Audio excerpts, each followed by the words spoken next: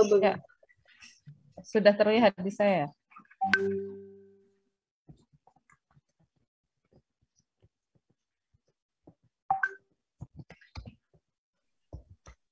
Baik, akan saya mulai. Assalamualaikum warahmatullahi wabarakatuh. Selamat siang, salam sejahtera bagi kita semua. Yang saya hormati Ibu Erwin Nur Rifah MA PhD, selaku dosen pengampu mata kuliah penulisan ilmiah dan teman-teman yang saya banggakan. Puji syukur kita masih bisa bertemu secara virtual pada hari ini. Perkenalkan, saya Fadila Indah Taskia dengan NIM 212110101137. Sebagai moderator yang kali ini akan memandu diskusi kelompok 2. Baik, untuk diskusi kali ini yang pertama adalah penyampaian materi oleh kelompok 2, kemudian akan kami buka sesi pertanyaan untuk 2 termin. Untuk setiap termin akan saya persilahkan untuk 2 penanya. Bagi teman yang ingin bertanya bisa raise hand terlebih dahulu dan nanti akan kami pilih penanya tercepat. Baik, mungkin bisa dimulai presentasinya oleh rekan kelompok 2. Bisa di next. Berikut adalah anggota kelompok kami.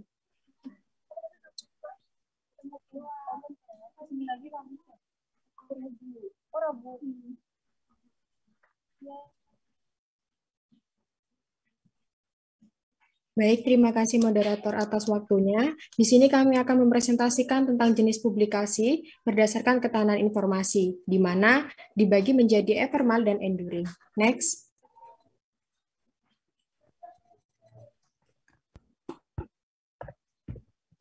Yang pertama di sini akan menjelaskan tentang ephemeral publication, di mana ephemeral ini saya namanya, yakni jenis publikasi dengan periode singkat dan memberitahukan informasi terkini. Nah, karena memberikan informasi terkini, informasi tersebut terus diperbaharui. Next.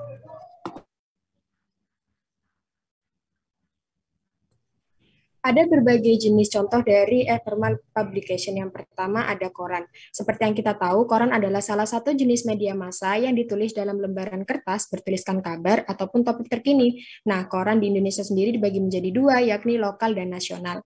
Lokal merupakan koran yang diterbitkan dan didistribusikan dalam lingkup daerah. Contohnya ada Kediri Pos, kemudian ada Jember Pos, Surabaya Pagi, dan lain-lain. Contoh yang kedua ada koran nasional, yakni lingkupnya mencakup nasional dan tersebar di seluruh Indonesia. Contohnya ini salah satunya adalah koran Sindo, kemudian contoh yang lain adalah Kompas dan Tempo. Next. Publikasi selanjutnya adalah majalah. Majalah adalah media komunikasi yang menyajikan artikel, kisah, ataupun informasi, dan biasanya menampilkan banyak gambar atau foto yang diterbitkan secara berkala dalam periode minggu, bulan, ataupun tahun. Kemudian contoh selanjutnya ada press release, yakni media massa berisi informasi yang dibuat dan disusun oleh humas atau public relation dari suatu perusahaan, organisasi, ataupun suatu instansi. Next.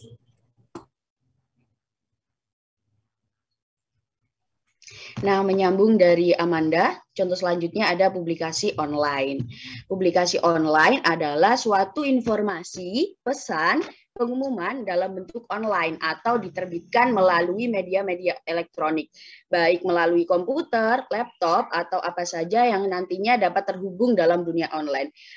Atau lebih singkatnya, publikasi online adalah situs yang ditujukan untuk mempublikasi dan media promosi secara online. Kemudian ada laporan perkiraan cuaca.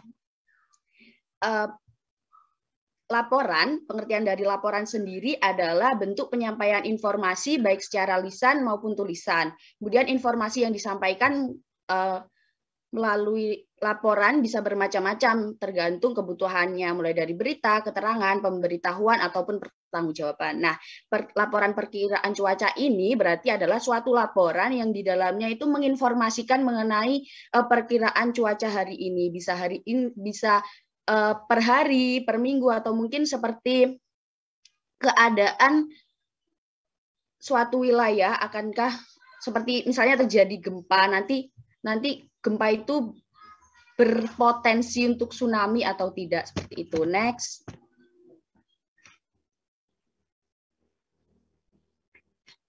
Kemudian ada laporan pasar. Laporan pasar ini melaporkan bagaimana kondisi pasar seperti harga di suatu pasar tersebut, kenaikan barang apa saja yang dijual, seperti itu. Next.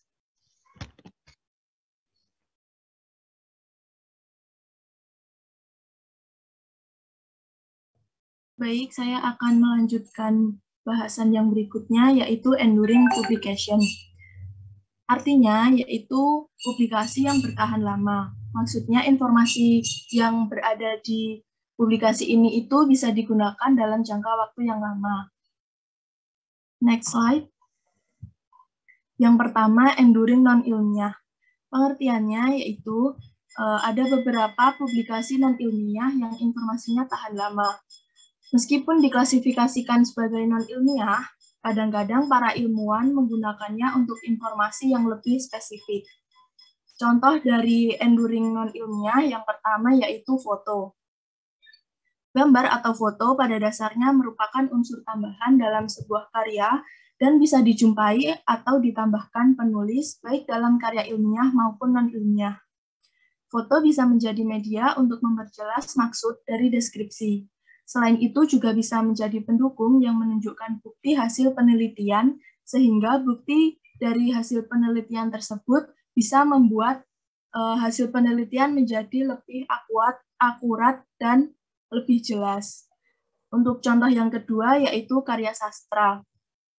Karya sastra adalah ungkapan pribadi manusia yang berupa pengalaman, pemikiran, perasaan, ide, semangat, dan keyakinan dalam suatu bentuk gambaran kehidupan yang dapat membangkitkan pesona dengan alat bahasa dan dilukiskan dalam bentuk tulisan. Salah satu contoh dari karya sastra yaitu Bumi Manusia karya Pramudia Anantatur.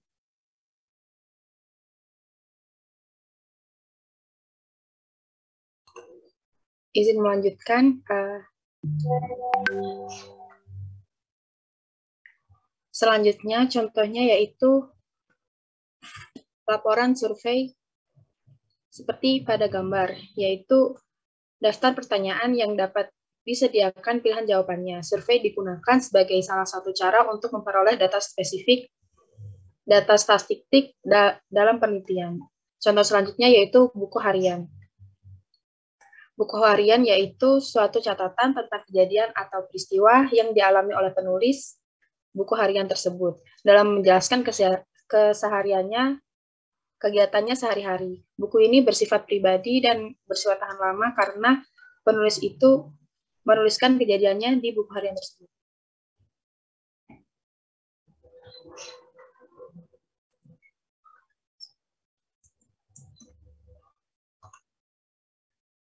Lalu contoh selanjutnya yaitu dokumen asli seperti akte kelahiran.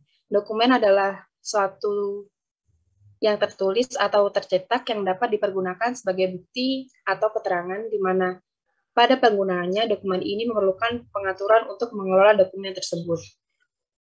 Contoh selanjutnya yaitu wawancara. Wawancara atau interview merupakan salah satu wujud dari komunikasi interpersonal di mana merupakan suatu bentuk komunikasi yang langsung tanpa perantara media atau individu. Dalam hal ini, peran sebagai pembicara dan pendengar dilakukan secara bergantian, serta seringkali peran itu menyatu.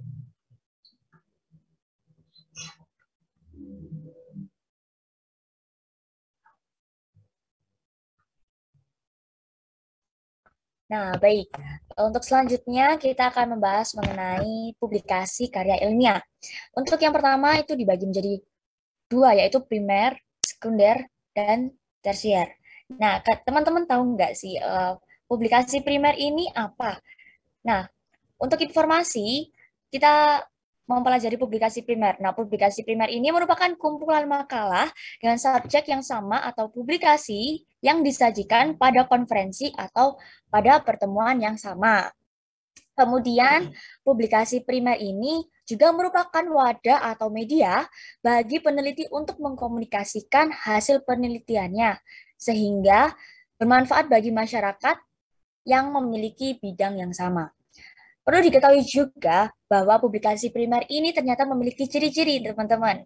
Nah, ciri-ciri untuk yang pertama yaitu berupa laporan karya asli. Jadi publikasi primer ini merupakan suatu bentuk karya asli dari peneliti tersebut. Kemudian, ciri yang kedua yaitu sumber dari publikasi primer ini adalah benar-benar asli dari peneliti itu sendiri. Jadi, publikasi yang diberikan oleh sang peneliti merupakan karya asli miliknya. Kemudian, ciri-ciri yang ketiga. Nah, publikasi primer ini cenderung menjadi sumber pertama karena itu tadi alasannya bahwa publikasi primer ini merupakan karya asli dari peneliti tersebut. Kemudian, ciri-ciri yang keempat, seringkali dokumen yang berisi berhasil investigasi ilmiah ini diterbitkan setelah ditinjau secara ketat oleh satu atau lebih dari satu rekan. Jadi, perlu dilakukan penelitian terlebih dahulu, kemudian ditinjau dan diverifikasi terlebih dahulu. Kemudian, ciri-ciri yang kelima, yaitu merupakan sumber primer, itu cenderung yang pertama dalam siklus publikasi tersebut. Kemudian, ciri-ciri yang terakhir, itu sumber primer berisi informasi asli, kemudian tidak terputus. Maksudnya, di sini tidak terputus itu dia terus bersambung atau berseri. Kemudian dia berdasarkan fakta.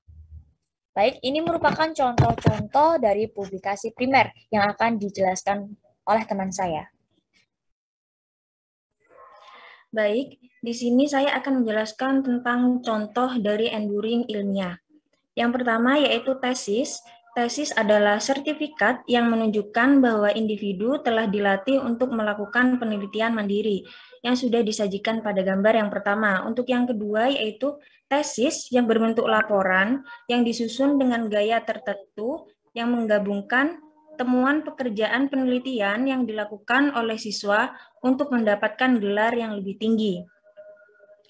Panjang tesis, master maksimum yang diterima secara internasional adalah 50.000 kata dan PhD tesis 100.000 kata. Selanjutnya, idealnya, panjang tesis harus dalam kisaran 40.000 hingga 60.000 kata. Dan yang terakhir, sumber informasi utama. Next.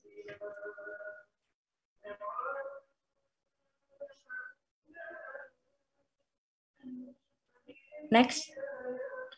Selanjutnya ada disertasi. Disertasi juga merupakan sertifikat untuk pendidikan dan perilaku penelitian hampir sama dengan tesis, tetapi tidak menunjukkan bahwa peneliti mampu melakukan penelitian mandiri. Contoh yang selanjutnya yaitu jurnal utama. Jurnal utama merupakan sarana utama komunikasi temuan penelitian asli, karena sering diterbitkan mereka dapat memberikan informasi yang lebih baru dibandingkan dengan buku teks atau ulasan. Selanjutnya,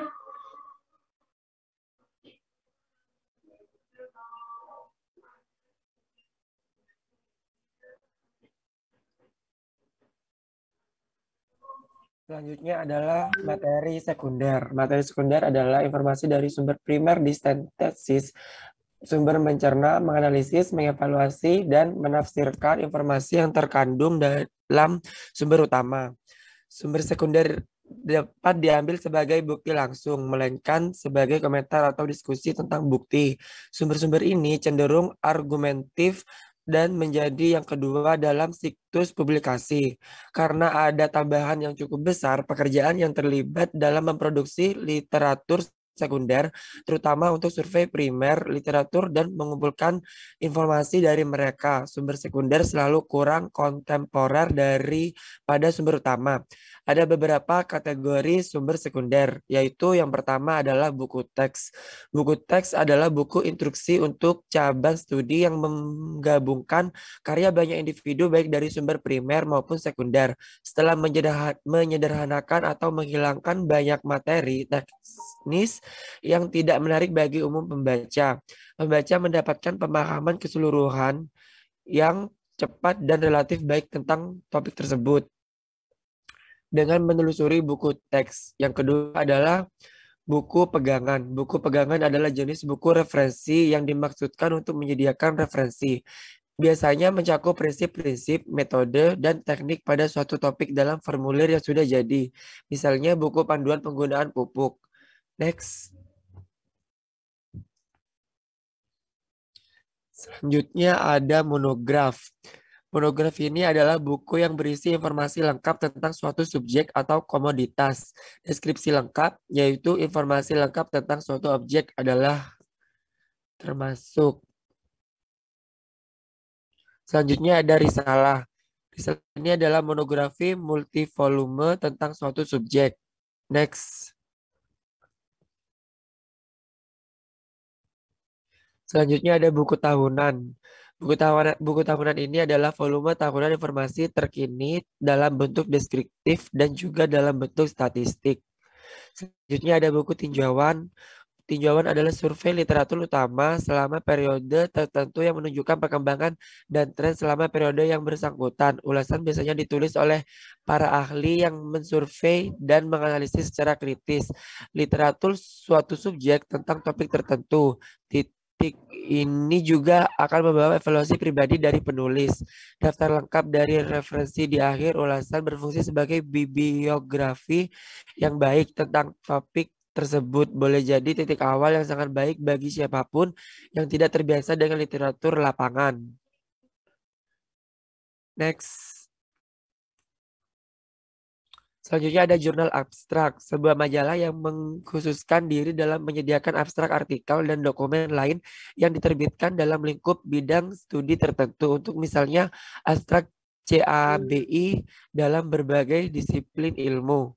Selanjutnya ada jurnal pengindeksan. Tujuan jurnal pengindeksan adalah untuk mengidentifikasi sumbernya bahan dengan menggunakan indeks bersama dengan nama penulis, judul artikel, judul jurnal atau buku penerbit, tanggal publikasi, dan rincian lainnya. Kedatangan komputer telah merevolusi baik abstraksi dan pengindeksan jasa. Rincian lebih lanjut tentang database akademik termasuk abstraksi utama dan layanan pengindeksan telah diberikan di bab. Next. Selanjutnya akan dijelaskan oleh teman saya. Contoh selanjutnya adalah tabel. Tabel ini mirip dengan buku pegangan, tetapi informasi disediakan dalam bentuk tabel, diambil dari sumber yang berbeda, misalnya tabel Clark. Selanjutnya yaitu artikel populer. Artikel populer ini adalah artikel ekstensi tentang topik tertentu yang ditulis untuk masyarakat, khususnya petani. Biasanya seseorang tidak boleh mengutip artikel populer di makalah penelitian. Next.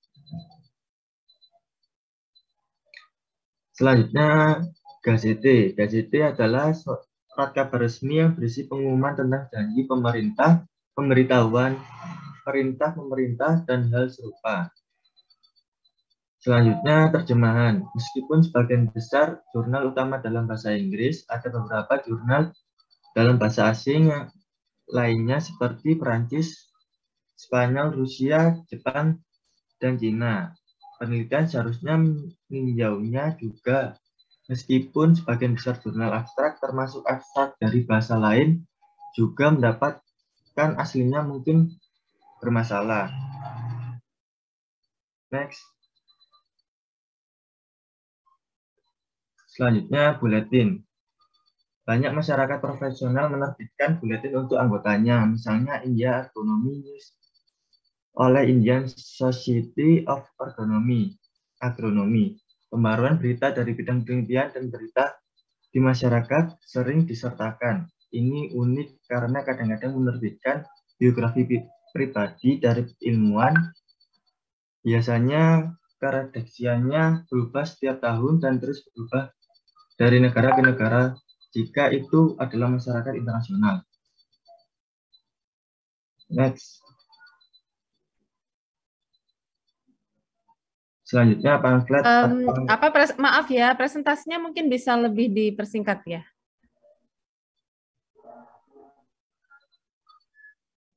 Selanjutnya pamflet. Pamflet ini dibuat untuk orang yang menunjukkan beberapa eksistensi tidbits.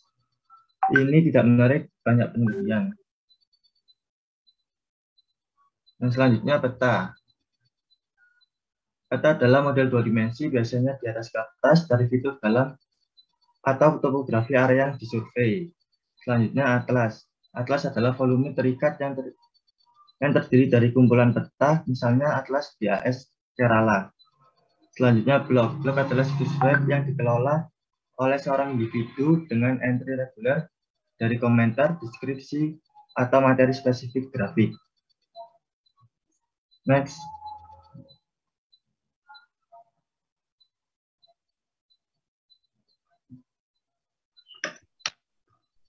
Baik, selanjutnya saya akan menjelaskan jenis publikasi ilmiah, enduring ilmiah secara tersier. Tersier ini bersumber dari primer dan sekunder yang sudah diproses, diformat ulang, dan dipadatkan untuk dimasukkan dalam bentuk yang lebih mudah dipahami. Untuk contohnya sendiri ada manual book atau buku panduan. Manual book ini merupakan buku panduan yang dibuat untuk menyampaikan beberapa informasi kepada calon konsumen. Buku panduan ini sering digunakan pada produk atau topik baru untuk memberikan informasi mengenai produk yang dibahas tersebut. Selanjutnya ada almanak. Almanak ini sering kita ketahui atau sering kita kenal dengan kalender. Nah, almanak ini adalah suatu publikasi tahunan yang mengandung informasi tabular atau data astronomis dan meteorologi pada suatu atau beberapa topik yang disusun. Data dan berbagai jenis juga ditemukan pada almanak, seperti waktu terbit dan tenggelamnya matahari, dan peristiwa-peristiwa lainnya. Next.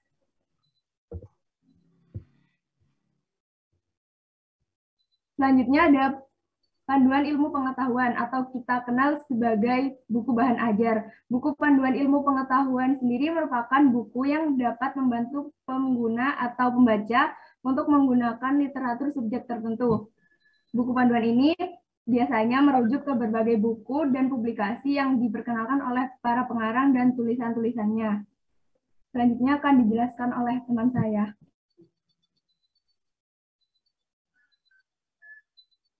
Baik, selanjutnya ada bibliografi. Bibliografi adalah daftar buku atau karangan yang merupakan sumber rujukan dari sebuah tulisan atau karangan. Bibliografi juga dapat disebut dengan daftar pustaka. Next.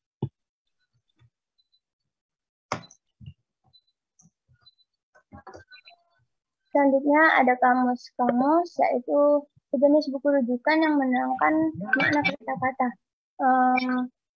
Menurut bahasanya, kamus dibagi menjadi 3, itu eka bahasa, dubahasa, dan aneka bahasa.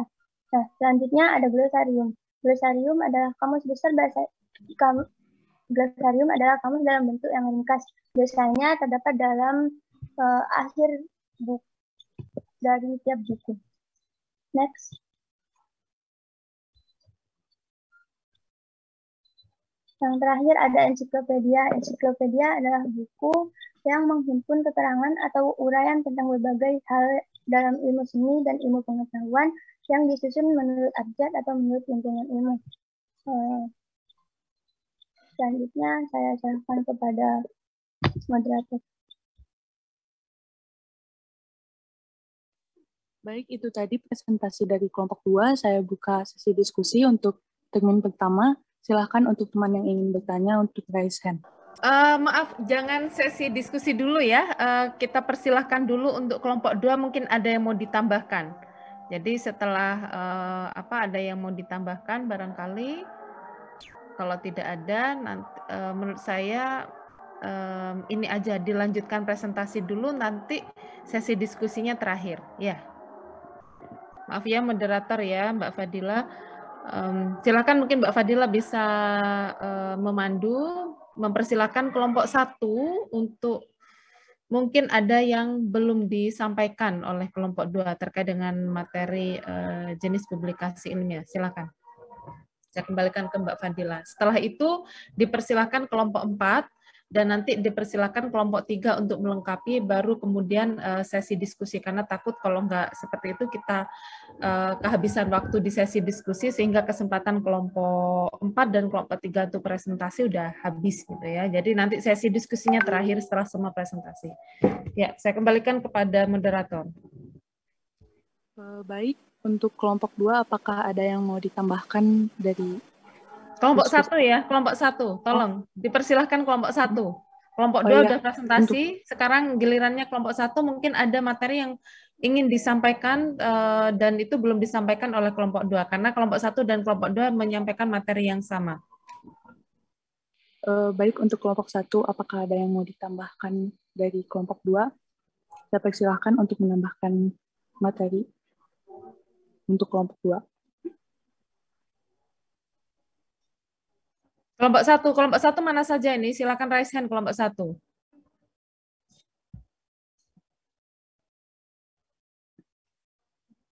Kelompok 1.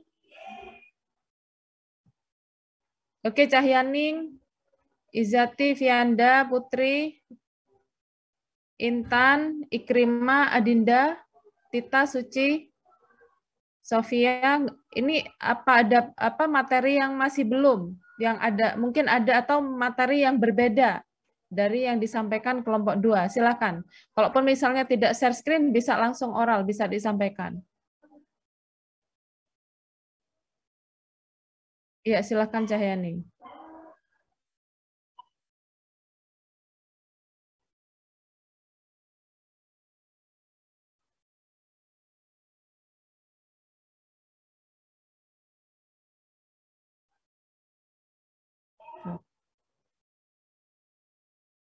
Oke, baik.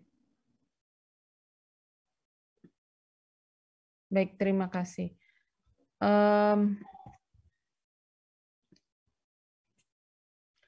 Oke, ya silakan selanjutnya kelompok 4. Saya persilakan untuk presentasi kelompok 4.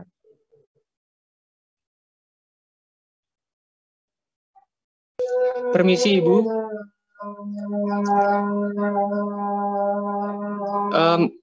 Permisi, Ibu, izin masuk. Ya, silakan. Karena kelompok 4 itu menyiapkan video presentasi, apakah boleh menampilkan video presentasi saja? Ya, silakan. Baik, terima kasih, Ibu. Baik, Assalamualaikum warahmatullahi wabarakatuh. Salam sejahtera bagi kita semua. Shalom, Om Swastiastu, Namo Buddhaya. Yang terhormat Ibu Erwin Nurifah, MA PhD, selaku dosen pembimbing mata kuliah penulisan ilmiah dan rekan-rekan mahasiswa yang berbahagia. Adapun topik yang kita bahas pada pertemuan kali ini yaitu etika presentasi dan presentasi yang baik dan benar. Saya selaku moderator akan membacakan rangkaian diskusi pada kali ini. Di antaranya yang pertama pembukaan, yang kedua penyampaian presentasi kelompok 4 berupa video, yang ketiga tambahan materi dari kelompok 3 dan dari dosen pembimbing, yang keempat penutup, dan terakhir sesi tanya jawab. Acara yang pertama yaitu pembukaan. Marilah kita buka dengan bacaan Bismillahirrahmanirrahim. Acara kedua yaitu penampilan video. Kepada rekan yang bertugas dipersilahkan. Mohon maaf, apakah ini sudah terlihat nggih? Sudah, Far. Sudah. Assalamualaikum warahmatullahi wabarakatuh. Salam sejahtera bagi kita semua. Shalom, Om Swastiastu, Namo Buddhaya, salam kebajikan. Yang terhormat Ibu Erwin Nurifah, MA PhD, selaku dosen pembimbing mata kuliah penulisan ilmiah dan rekan-rekan mahasiswa yang berbahagia.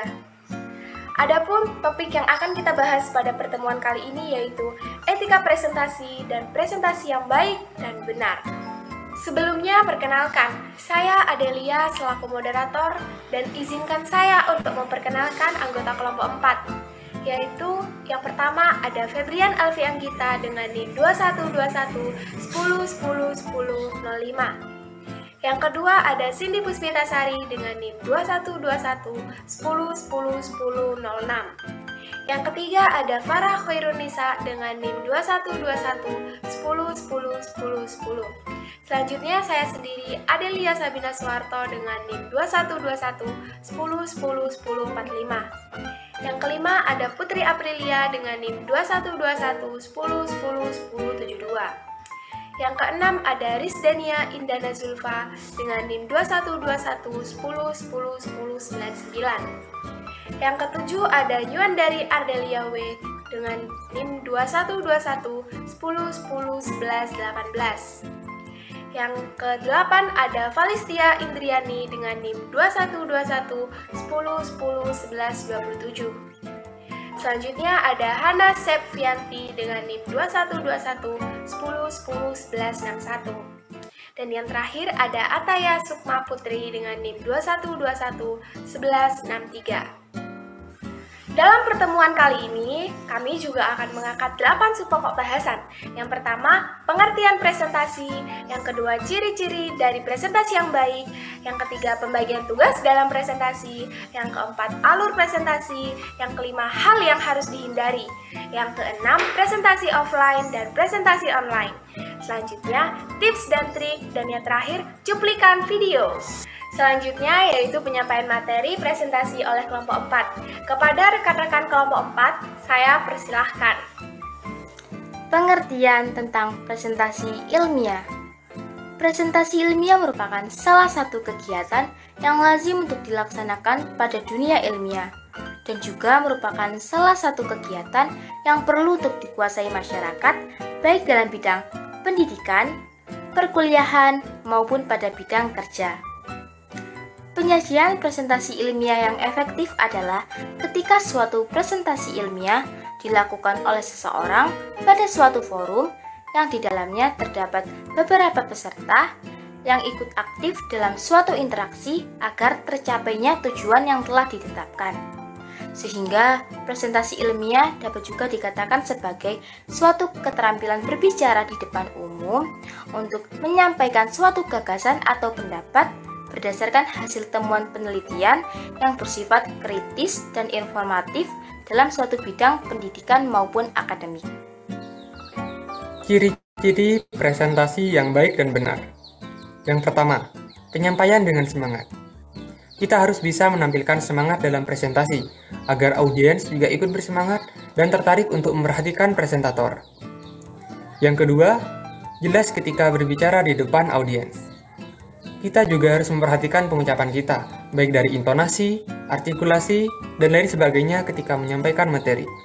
Hal-hal tersebut sangatlah penting agar materi yang disampaikan presentator tersampaikan dengan baik kepada audiens. Yang ketiga, disajikan secara sistematis. Dalam penyajian materi harus runtut, berurutan, dan tersusun secara sistematis. Hal ini bertujuan agar para audiens lebih mudah menyerap dan memahami materi. Yang keempat, slide presentasi dapat terbaca dan menarik. Hal ini bertujuan untuk membuat audiens tidak bosan dan agar dapat menarik minat para audiens untuk menyimak presentasi dengan slide yang menarik. Yang kelima, melakukan kontak mata dengan audiens. Melakukan kontak mata dengan audiens akan membuat mereka tertarik untuk mendengarkan apa yang kita bicarakan. Dengan kontak mata, hal itu akan membuat audiens merasa jika kita berbicara dengannya.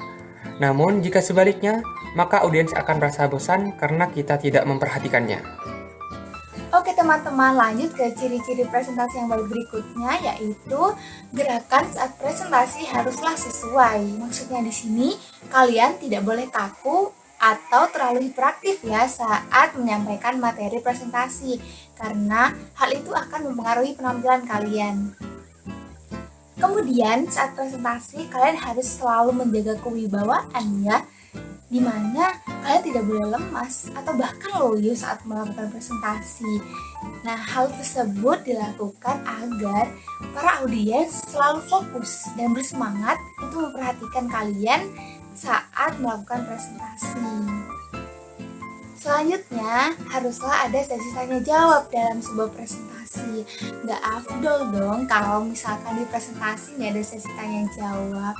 Nah, fungsi dari sesi tanya jawab ini adalah para audiens diberi kesempatan untuk memberikan saran atau kritikan kepada pemateri, sehingga terjadilah sebuah komunikasi yang aktif di dalam presentasi tersebut.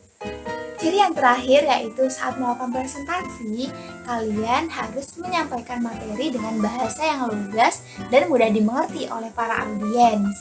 Jadi teman-teman hindarilah menggunakan kata-kata yang tidak lugas dan kata-kata yang menggunakan istilah-istilah asing.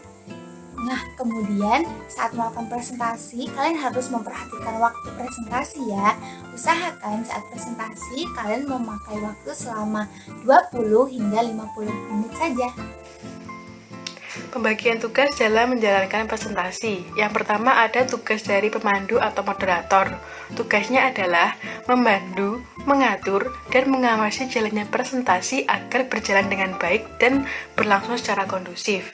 Jika moderator tidak ada, acara dapat berlangsung selama berjam-jam karena tidak ada batasan waktu dan orang yang mengarahkannya.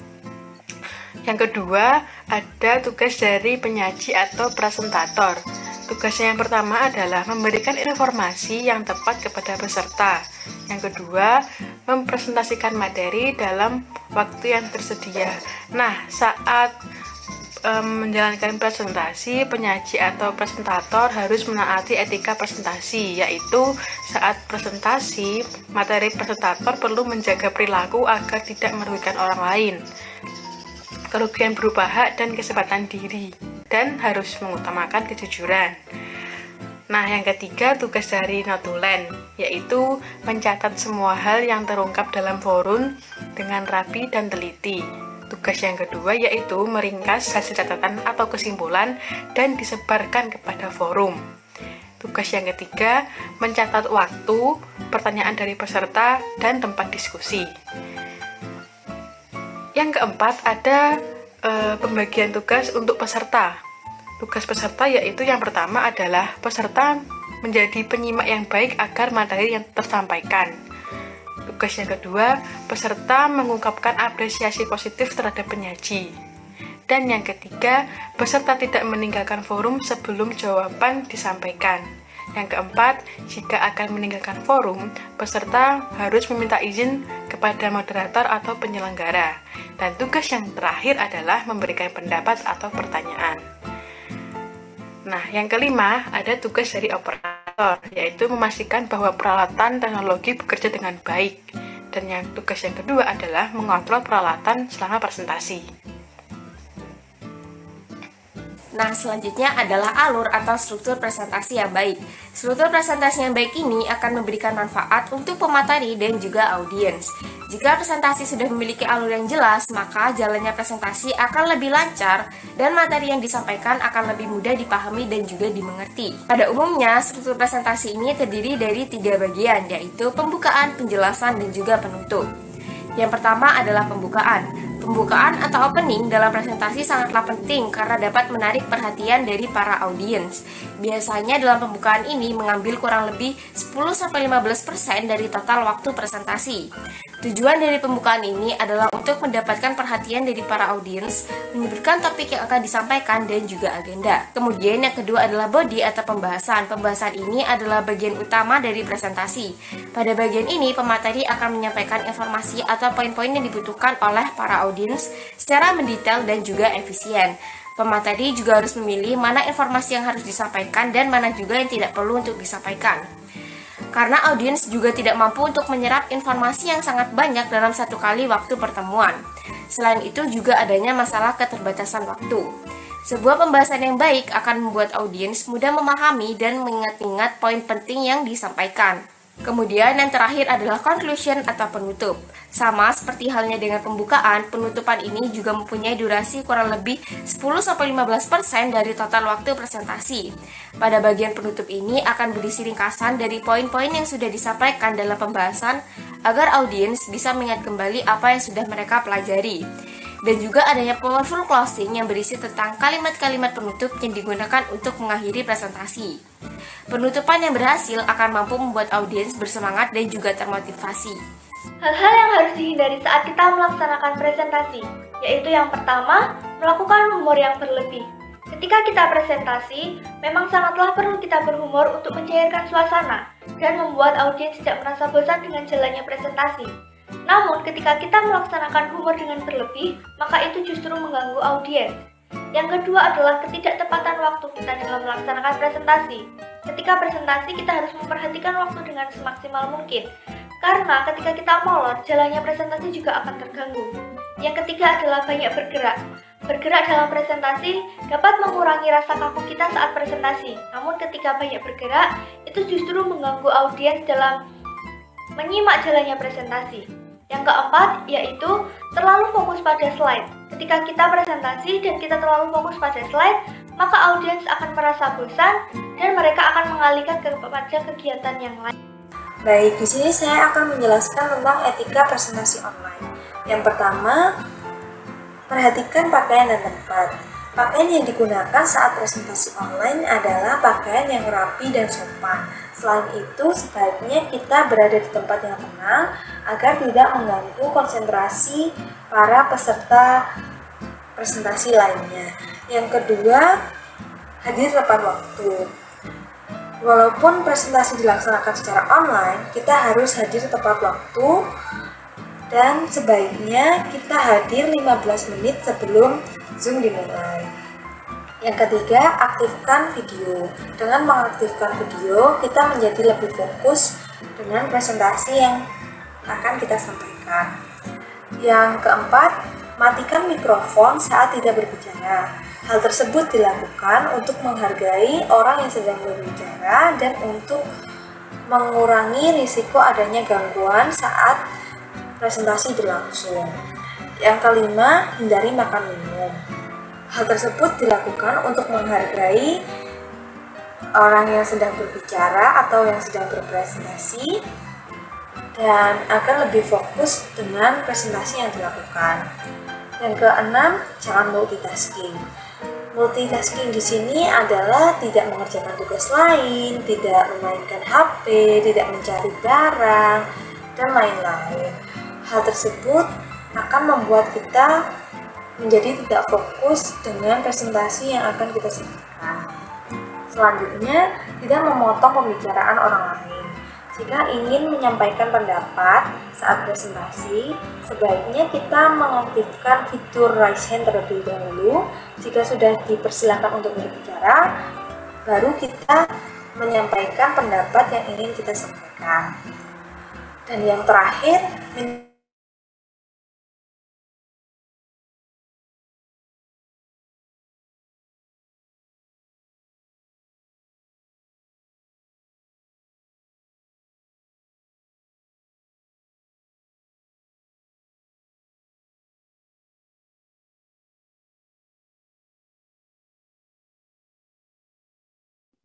Suaranya kok hilang? Halo?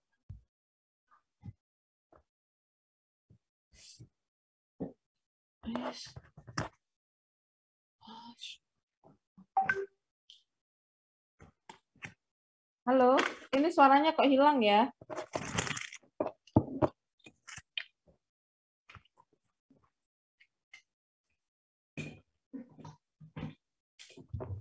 Sepertinya teman saya masih ini, Bu, gangguan sinyal. Oh, gangguan sinyal yang bagian share screen. Oke, mungkin ini. Tapi secara gambaran umum kita sudah bisa menyimak ya. Barangkali kelompok 3 ada yang mau ditambahkan terkait etika dan teknik presentasi yang baik dan benar? Karena waktu kita sudah hampir jam 12. Kelompok 3, barangkali ada yang mau ditambahkan. Siapa saja ini kelompok 3?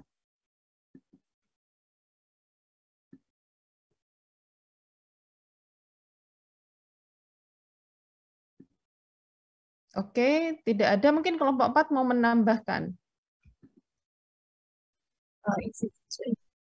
Ya, silakan. Raise hand. Siapa ini yang mau ngomong? Bisa raise hand? Oke. Oke, Devi. Silakan, Devi. Ini teman-teman dari kelompok 3 ini menambahkan sesuatu.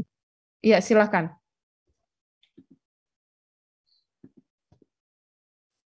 Mau share screen? Kalau mau share screen, silakan.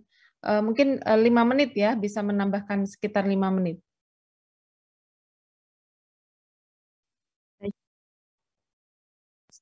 Nanti yang sama, materi yang sama bisa di-skip.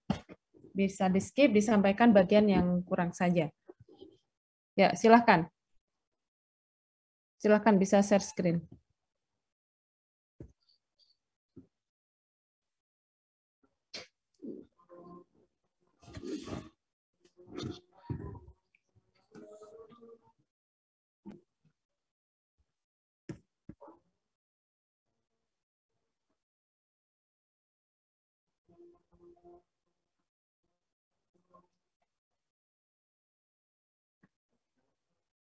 Oke, silakan. Oke.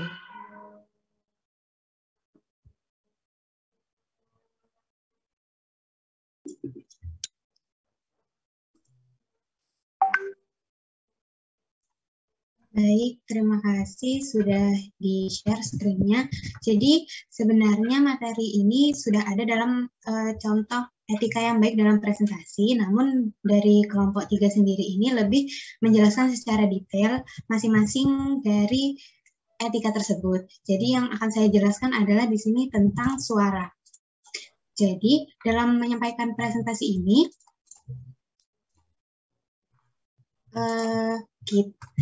dalam menyampaikan presentasi, kita ini sebagai pemateri harus memiliki sebuah keterampilan dan kemampuan dalam berbicara, yang tujuannya agar apa yang kita sampaikan ini lebih mudah ditangkap oleh audiens kita. Kemampuan berbicara ini dapat kita pelajari dengan melakukan latihan secara berulang-ulang. Dari teknik vokal sendiri yang harus dikuasai oleh presentator, yang pertama adalah teknik pernapasan. Dalam penyampaian materi, kita perlu memperhatikan serta mengontrol teknik pernapasan kita, dan teknik pernapasan yang dianjurkan dalam presentasi itu adalah dengan pernapasan diafragma. Karena pernapasan diafragma ini akan menghasilkan suara yang lebih lantang dan tahan lama, serta powernya lebih kuat, dan akan lebih terasa nikmat untuk didengar. Pernapasan yang baik itu suara yang kualitas. Kemudian yang kedua adalah artikulasi. Artikulasi ini perlu diperhatikan karena apabila kejelasan pengucapan huruf demi huruf, kata demi kata, dan kalimat demi kalimat ini jelas, maka akan memudahkan audiens menerima materi kita. Yang ketiga adalah intonasi. Intonasi merupakan lagu kalimat yang menimbulkan adanya tinggi rendahnya suara yang nantinya kita hasilkan saat berbicara. Kita perlu memperhatikan ini agar pendengar itu tidak mudah bosan dengan pembicaraan yang suaranya datar atau monoton. Kita perlu memastikan bahwa nada bicara yang kita pakai jelas dan komunikatif agar audiens seperti diajak berkomunikasi secara intens. Kemudian yang keempat adalah aksentuasi atau penekanan. Penekanan pada kata tertentu dianggap penting karena nantinya poin penting yang akan kita sampaikan akan tersampaikan dengan baik kepada audiens. Kita perlu pandai-pandai memilih penekanan terhadap kata yang menjadi fokus atau pokok perhatian. Kemudian yang kelima adalah speed atau tempo. Standar kecepatan suara dalam penyampaian materi ini harus disesuaikan dengan kondisi serta kebutuhan dalam presentasi. Ada kalanya kita perlu berbicara dengan tempo yang lambat, sedang, atau cepat, dan ada kalanya pula kita perlu menggunakan tempo yang variatif. Kita juga perlu memperlambat tempo saat berbicara apabila kita sedang menyampaikan hal yang menjadi poin penting dalam materi kita. Dan yang terakhir adalah volume suara. Volume ini merupakan tingkat penyaringan suara kita. Kita perlu memastikan bahwa suara kita terdengar cukup jelas secara menyeluruh kepada audiens. Jika isinya sedang luring atau offline, maka kita harus memastikan bahwa suara kita ini akan terdengar jelas hingga ke audiens yang posisi duduknya ada di paling belakang. Sedangkan saat daring seperti ini, kita perlu memastikan bahwa input suara kita ke device atau media virtual seperti Zoom ini dapat tersalurkan dengan baik dan lancar. Pastikan pula kondisi lingkungan di sekitar kita ini kondusif agar menyampaikan materi itu tidak terdistrak atau terganggu oleh suara-suara lainnya.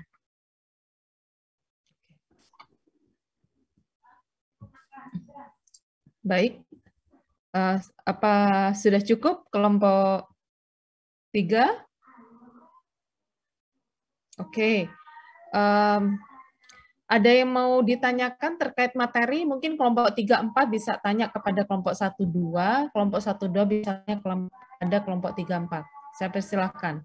Sebelum terakhir nanti saya akan review ya, kasih feedback terhadap presentasi dan materi yang sudah dibikin oleh teman-teman. Silakan. Oke, ya. Amanda sama Farah. Silakan Amanda. Bertanya pada siapa? Terima kasih buat waktunya. Kalau bertanya pada kelompok 3 dan 4, apakah boleh atau harus salah satu? Boleh, silakan. Singkat jelas ya. pertanyaannya. Tadi dijelaskan ada sesi Q&A, bisakah memberikan tips atau bagaimana etika yang baik ketika kita harus menjawab suatu pertanyaan, tapi kita perlu waktu untuk mencari jawaban tersebut. Dan ini presentasinya dilakukan secara luring, bukan secara daring. Apakah bisa dipahami pertanyaannya? Ya. Baik. Terima kasih, Bu. Terima kasih, teman-teman. Ya. Oke, Farah, silahkan.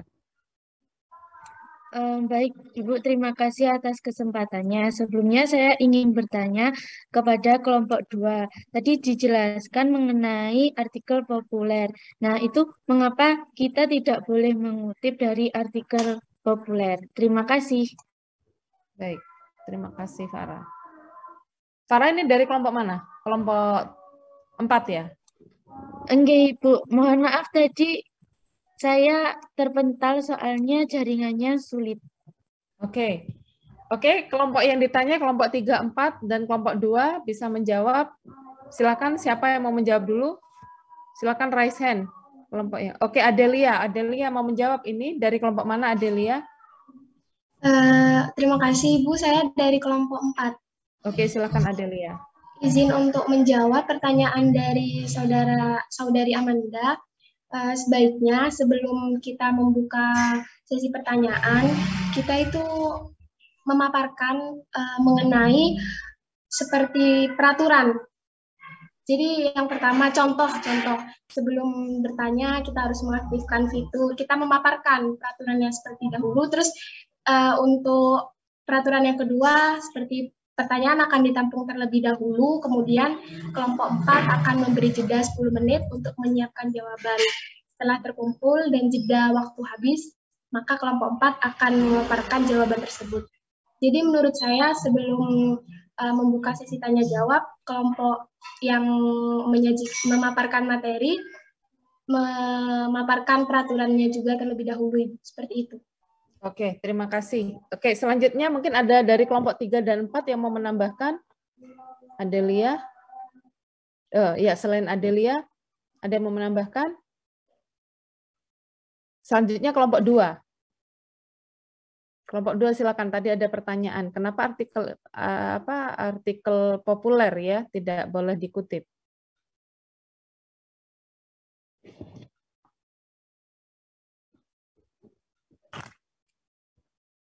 Di mana kelompok 2? Ya, Siana Hanata mau menjawab. Ya, silakan. Ya, Bu, izin menjawab. Untuk tadi pertanyaan dari Saudari Farah mengenai mengapa tidak boleh kita mengutip dari artikel populer, karena artikel populer ini berisi rangkuman. Ya, artikel ilmiah itu, artikel populer ini juga disampaikan dengan bahasa yang ringan. Jadi, untuk keseluruhan materinya, karena tadi bersifat rangkuman itu, menurut kelompok kami itu belum bisa menjadi sumber atau menjadi patokan dalam penulisan atau publikasi karya ilmiah. Dari teman-teman kelompok 2, mungkin ada yang ingin menambahkan?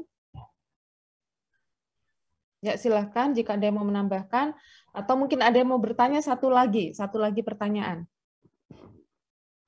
Silakan.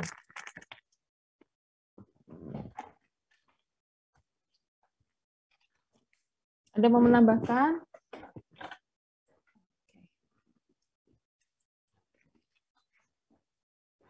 Tidak ada? Baik, berarti jatahnya saya. Apa saja ya tadi yang ditanyakan? Sebentar saya catat. Baik. Jadi pertama tips and trick ya ketika kita melakukan presentasi dan ada pertanyaan. Jadi memang benar tadi yang disampaikan siapa? Adelia ya, Adelia. Jadi, biasanya moderator menyampaikan, jadi ada aturan dan sebaiknya memang ini termasuk trik ya. Ketika kita melakukan presentasi, pertanyaan itu sebaiknya jangan satu bertanya langsung dijawab, tapi pertanyaan itu dikumpulkan dulu. Nah, ketika kita memberikan kesempatan bagi penanya pertama dan penanya kedua dan penanya ketiga misalnya, itu juga memberikan waktu kepada presenter untuk mempersiapkan jawaban, gitu ya, jawaban dari yang paling bisa kita jawab. Karena sebenarnya jawaban itu tidak harus, memang sebaiknya harus dijawab secara urut, misalnya pertanyaan pertama dulu, pertanyaan kedua dulu, baru kemudian terus pertanyaan ketiga. Tapi tidak harus seperti itu gitu. Yang lebih mudah dan lebih baik buat presenter adalah menjawab pertanyaan yang bisa dijawab duluan. Sehingga kita tidak membutuhkan waktu jeda yang lama. Kalau bisa tidak ada waktu jeda. Ya, jadi kalau ada waktu jeda tuh bosan, apalagi kalau online ya, masih butuh waktu. Ini kemana ini, kok nggak ada suara, kok nggak ada aktivitas gitu. Termasuk offline gitu. Coba kalau misalnya kita hadir di seminar atau konferensi nasional atau internasional, itu biasanya tidak ada waktu jeda, gitu ya. Jadi ketika presenter ada sesi diskusi, terus ada audiens bertanya, biasanya pertanyaan itu ditampung dulu. Nah, ketika ditampung itu memberikan waktu untuk presenter berpikir dan mempersiapkan pertanyaannya, gitu. Oleh karena itu memang penting sekali bagi presenter itu untuk benar-benar menguasai materi yang akan disampaikan. Jadi tidak hanya mempelajari dari PPT-nya saja, tapi apa harus searching, harus mencari apa poin-poin ini penjelasannya bagaimana, dicatat ya, dicatat kira-kira poin-poinnya, kira-kira yang akan muncul pertanyaannya itu apa saja. Jadi memang sudah mempersiapkan, memprediksi kira-kira nanti yang akan ditanyakan itu tentang apa sih gitu. Jadi nggak ada namanya waktu jeda untuk menunggu, dan itu akan lebih baik dan lebih sempurna kalau presentasi tanpa membutuhkan waktu jeda gitu ya, gitu. Oke, mungkin itu bisa menjawab. Terus yang kedua tadi pertanyaan tentang apa ya? Saya lupa, tidak mencatat. Nggak sempat saya mencatat. Mohon izin menjawab, Bu. Mengapa kita tidak boleh mengutip dari artikel populer? Oke, ya. Karena artikel populer itu biasanya bukan artikel ilmiah. Jadi yang dimaksud dengan artikel populer, tolong nanti dilengkapi ya kelompok 1 dan kelompok 2 terkait dengan definisi. Jadi artikel populer itu biasanya berisi opini. Ya, berisi opini penulis tanpa didukung dengan data-data yang berasal dari hasil penelitian atau data-data ilmiah gitu. Jadi biasanya dari opini. Kadang menurut ini, menurut itu, tapi tidak dikaji lebih dalam. Ya, biasanya kalau yang disebut dengan artikel populer itu seperti itu. Jadi cuma berisi opini saja. Gitu. Ketika opini tanpa dikaji lebih dalam, tanpa melalui penelitian, yaitu tidak bisa dianggap sebagai penelitian ilmiah. Gitu ya.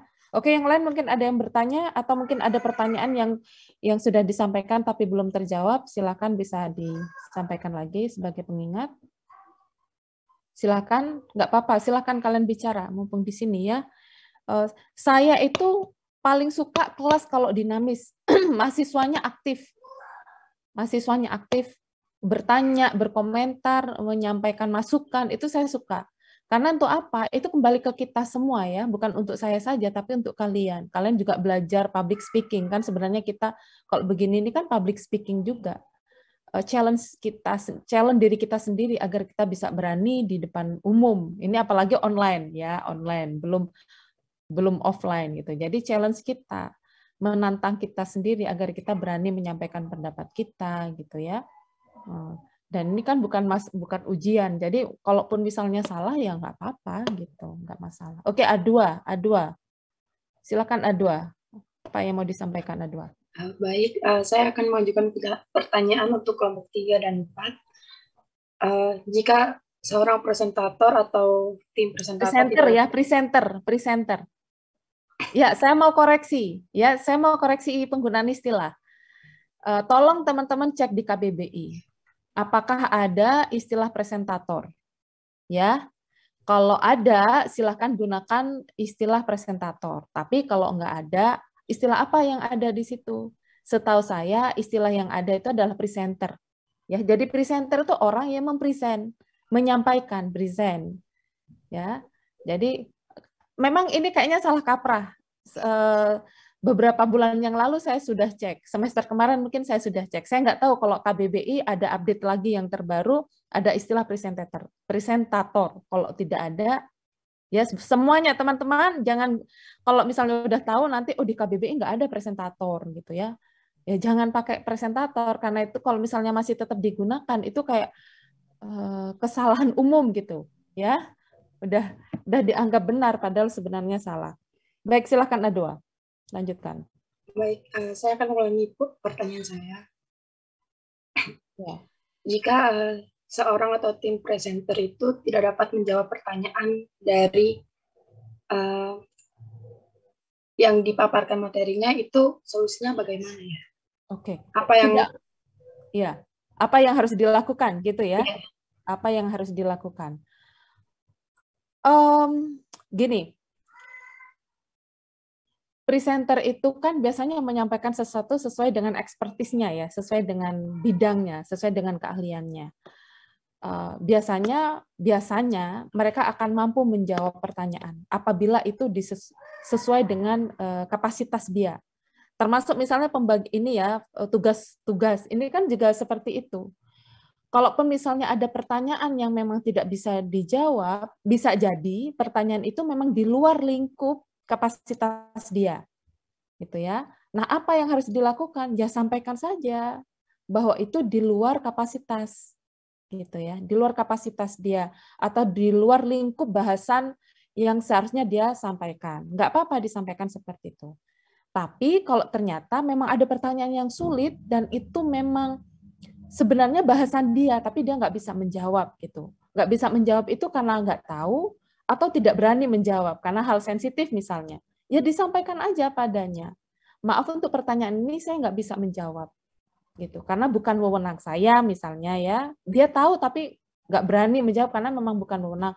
Atau saya belum mengkaji itu secara lebih mendalam misalnya. Bisa, nggak apa-apa. Kita menyampaikan seperti itu nggak apa-apa. Saya pun sebagai dosen, misalnya ada mahasiswa tanya dan saya nggak tahu ya saya akan sampaikan. Saya harus belajar dulu. Ini menjadi PR saya. Bisa. Presenter pun seperti itu. Ya, jadi jangan misalnya menjawab tapi memberikan jawaban yang salah. Kalau memang kita tidak tahu, kita sampaikan tidak tahu. Kalau kita tidak mau menjawab, ya sampaikan bahwa kita tidak mau menjawab. Kenapa? Sampaikan alasannya. Dan itu nggak apa-apa. Ya. Oke, terima kasih pertanyaan yang bagus A2. Yang lain, mungkin ada yang mau bertanya? Oke, sambil lalu saya menunggu pertanyaan kalian, saya akan memberikan feedback ya terhadap presentasinya. Apa yang teman-teman tampilkan, apa yang teman-teman submit sebenarnya sudah beyond my expectations gitu ya. Jadi melebihi dari ekspektasi saya. I'm proud of you. Saya bangga pada kalian atas kerja kalian.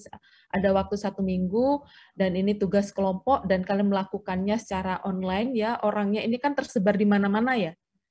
Ada yang satu kampung nggak ini ketika mengerjakan misalnya? Oh kita ketemu yuk di mana gitu. Ada nggak? Nggak ada. Semuanya serba online. Menurut saya ini sudah bagus. You did a great job ya. Kalian melakukan pekerjaan yang keren gitu. Karena ini sebagai bukti bahwa anak-anak sekarang itu sebenarnya pintar melakukan kerja-kerja kolaboratif ya. Ini kan kerja-kerja kolaboratif, nggak harus ketemu secara offline, nggak harus kumpul dalam satu ruangan mengerjakan tugas, tapi ini bisa kalian kerjakan. Terutama tadi yang video saya itu saya ingin tanya ini siapa yang bikin videonya gitu ya. Bagus menurut saya, kayaknya nanti bisa kontrak, nanti bisa wapri saya siapa yang bikin videonya. Nah, cuman memang ada beberapa hal ya, ada beberapa hal yang perlu ditambahkan untuk penyempurnaan, terutama ketika kita melakukan presentasi dalam topik apapun. Biasakan ketika kita menyampaikan presentasi, itu yang pertama kita tampilkan itu adalah pengertian, definisi, what is the meaning, ya, kayak misalnya menjelaskan tentang jenis-jenis publikasi. Oh, publikasi itu dibagi dalam 2 menurut kriteria ilmiah dan non ilmiah. Ilmiah itu apa, non ilmiah itu bagaimana. Yang ilmiah itu ciri-cirinya bagaimana, yang non ilmiah itu bagaimana. Nah, saya melihat pada presentasi yang pertama itu kelompok 2 ya. Kelompok 2 itu kan di slide-nya hanya berupa gambar-gambar, ya nggak ada tulisan. Itu bagus menurut saya, maksudnya menarik untuk dilihat, tapi sulit untuk dipelajari. Ketika misalnya orang mau belajar, membaca slide-nya saja, itu nggak akan paham, gitu ya. Jadi slide itu memang sebenarnya akan bagus kalau ada tampilan visualnya bagus. Ya, tampilan visual itu kan kalau ada gambar-gambar, mungkin ada animasi itu bagus. Tapi kalau tidak ada narasinya sama sekali, orang nggak akan paham, gitu ya. Jadi tetap harus ada penjelasannya. Jadi untuk semuanya, ya untuk semuanya itu tolong disertakan ada penjelasan. Yang pertama adalah pengertian. Ya, saya lihat tadi, oke, saya lihat yang kelompok 2 ya, yang kelompok 2 yang tampil pertama itu saya lihat kan cuman berupa gambar dan tulisan tapi tidak ada penjelasan. Itu apa? Terus agak rancu terkait dengan jenis-jenisnya ya. Jadi perlu dipertegas. Ya termasuk kelompok 1 ya, perlu dipertegas. Kayak misalnya, oh saya menjelaskan tentang jenis-jenis publikasi ya, seperti saya sebutkan. Barangkali jenis-jenis publikasi itu macam-macam. Berdasarkan apa? Berdasarkan kriteria ilmiah dan tidak ilmiahnya. Berdasarkan tempat publikasinya misalnya. Berdasarkan rentang waktu terbitannya misalnya seperti itu. Karena kalau saya lihat dari kelompok 2 tadi ada enduring ilmiah, ada apa lagi itu ya. Dan saya kurang paham itu. Nggak tahu teman-teman yang lain yang dimaksud dengan enduring itu apa? Mungkin bisa dibantu kelompok 2.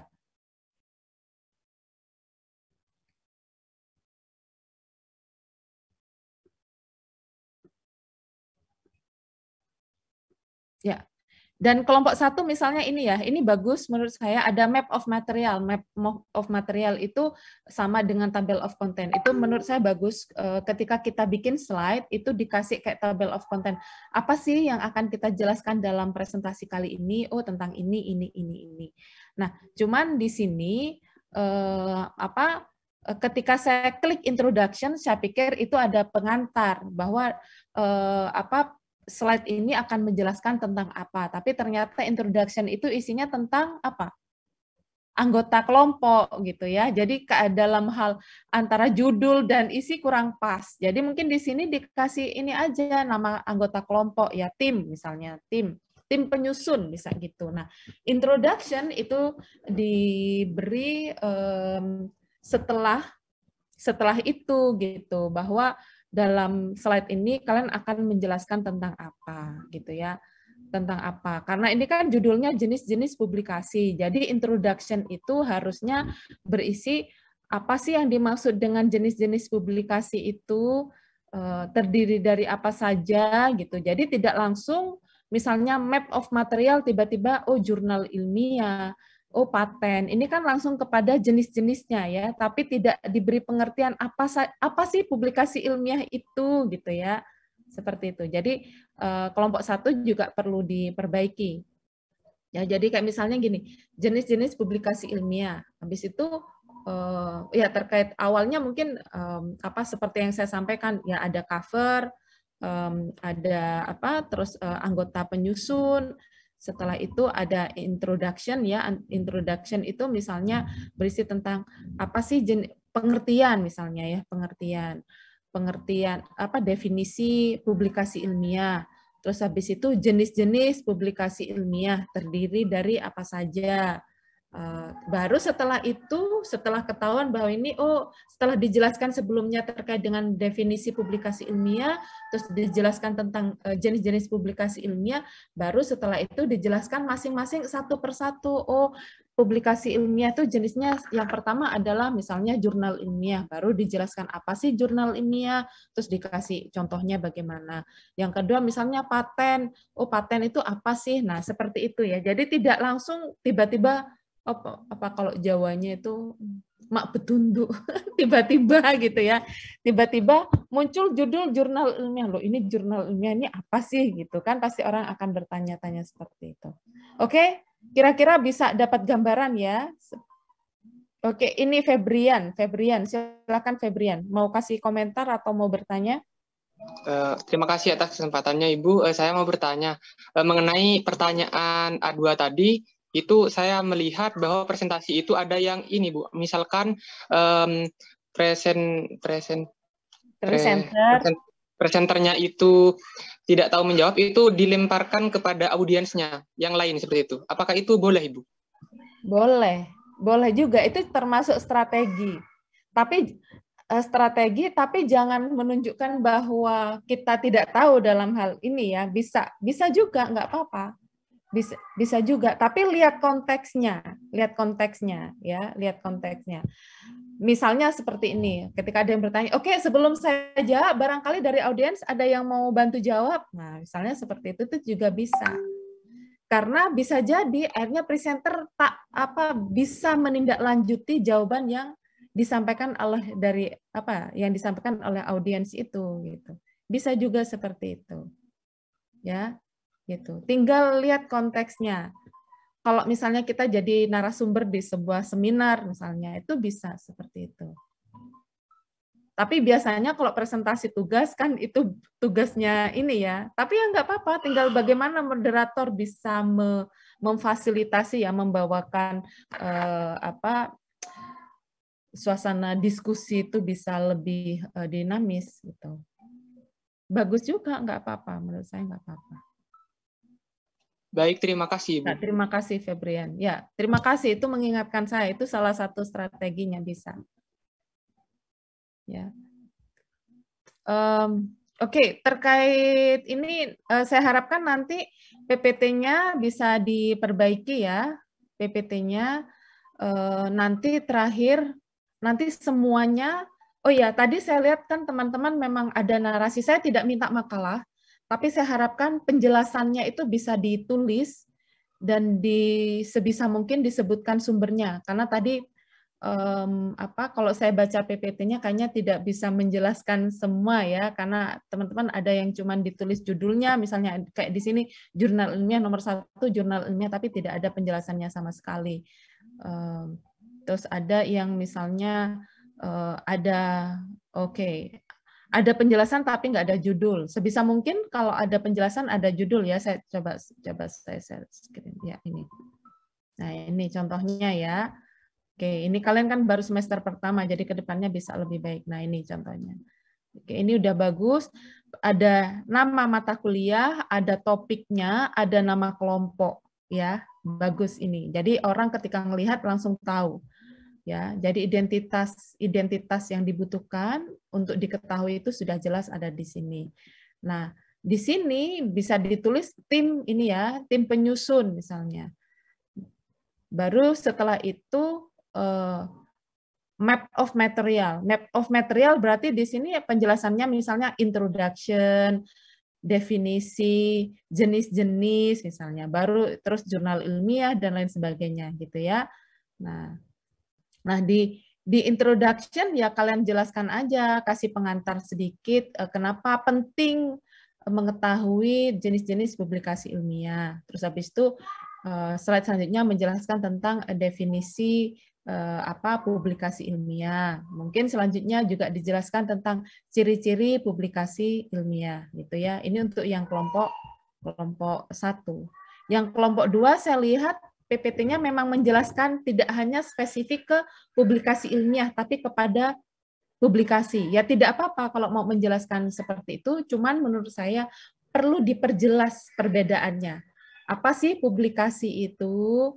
Publikasi itu kategorinya apa saja, mungkin ilmiah dan non-ilmiah, terus apa lagi gitu. Yang kurang jelas itu karena ada menggunakan istilah misalnya enduring ilmiah, terus enduring apa, ada beberapa enduring gitu ya, dan di situ tidak ada penjelasan apa yang dimaksud dengan enduring. Kalau endure itu kan bahasa Inggris, setahu saya itu kayak kita harus menahan diri, nah gitu. Tapi saya nggak tahu apa yang dimaksud dengan kelompok. Mungkin bisa bantu. Siapa nih yang mau bantu? Sebelum kita akhiri perkuliahan kita, karena saya juga nyambung ke kuliah selanjutnya.